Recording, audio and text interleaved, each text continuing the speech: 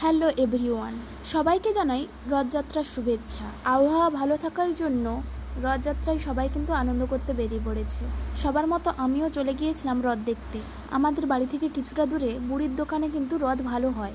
এত মানুষের ভিড় আর এত রথ আমি আগে কোনোদিনও দেখিনি, কিন্তু এই বছর সুযোগ পেয়েছি, হাত ছাড়া তো করা যায় না। আমি যখন পৌঁছাই কিছু জায়গায় পুজো হচ্ছিল, কিছু জায়গায় রথ টানা হচ্ছিল, সব মিলিয়ে কিন্তু আমার খুবই ভালো লাগছিল। মেলায় নানা রকমের খাবারের দোকান বসেছিল, সঙ্গে ছিল নানা রকমের ব্যবহারিক জিনিস।